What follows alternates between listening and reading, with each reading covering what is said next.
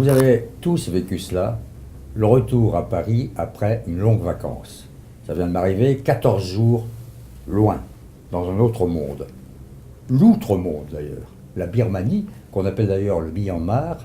Je vous en parlerai dans une prochaine chronique parce que c'est un pays véritablement très intéressant et sur lequel les gens vont se ruer. Donc on arrive à Paris, 14 jours de coupure totale, parce qu'en plus là-bas, les Blackberry, les communications, c'est très très compliqué. Pratiquement rien vu, rien lu, rien entendu d'autre que ce qui se passait de façon locale. Alors on retrouve Paris, gris, froid, un peu sale, humide. Alors vous me direz c'est la saison, bien sûr. Mais ce gris, il n'est pas seulement dans la rue et sur les visages, qui ne sourient pas d'ailleurs. Quand on arrive d'Asie du Sud-Est, ça frappe tout de suite. Personne ne sourit dans cette ville, dans notre ville. C'est une sensation, non pas d'inertie, mais d'un manque. Je parle, je relève les compteurs, comme on dit, c'est-à-dire j'appelle les copains, les confrères, on déjeune, on voit des gens, et pas seulement les confrères, les gens dans la rue, le kiosquiste, les commerçants, les habitants du village, puisque Paris est un village, chacun vit dans son village.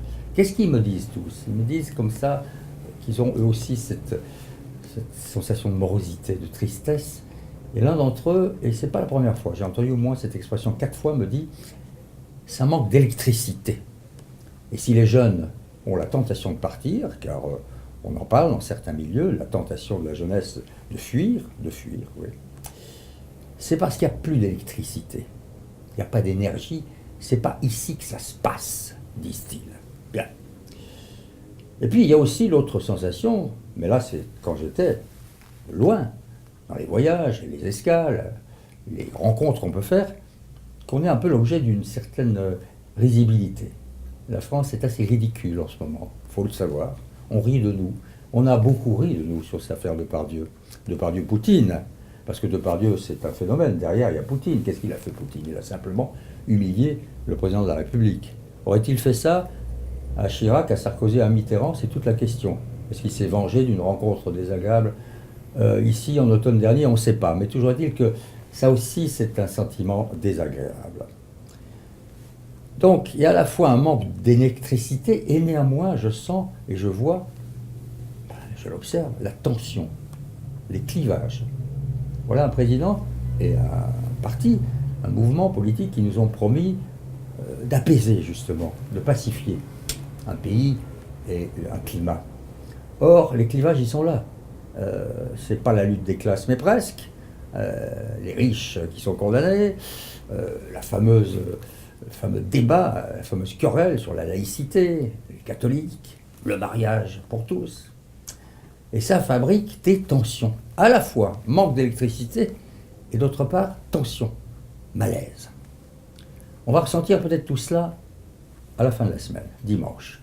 La fameuse marche contre le mariage pour tous. Au passage, je trouve cette expression idiote, pour tous. C'est qui pour tous? Si c'est le mariage pour tous, c'est le mariage entre fils et maman, frères et sœurs. Il lui fallut être beaucoup plus franc et honnête et dire mariage pour les homosexuels. C'est un mouvement de société appliqué dans beaucoup d'autres pays et qui aura sans doute évidemment lieu. Mais ce n'est pas la question. La question, c'est les centaines de milliers de gens qui seront dans la rue. Et il y en aura sans doute des centaines de milliers et il faudra étudier combien et pourquoi. Et l'effet que ça peut avoir sur le courant de notre vie quotidienne et politique. Est-ce qu'ils vont défiler seulement contre ce mariage, cette loi, ou est-ce que ça ne sera pas le prétexte, comme l'est souvent un référendum, on vous pose une question, vous ne répondez pas à la question, vous répondez à celui qui vous l'a posée. Est-ce que ça ne sera pas le prétexte pour exprimer cette insatisfaction que je ressens quand je débarque à Paris, pour, au fond, demander qu'on rallume l'électricité, qu'on rallume la lumière? Si vous avez suivi mes chroniques dans Le Figaro, j'ai souvent terminé par une citation. En voici une de Chardonne, qui n'est pas forcément ma famille littéraire, d'un moins intéressante, qui dit « On croit agir, en fait on est entraîné ». C'est bien la question. Où est l'entraîneur?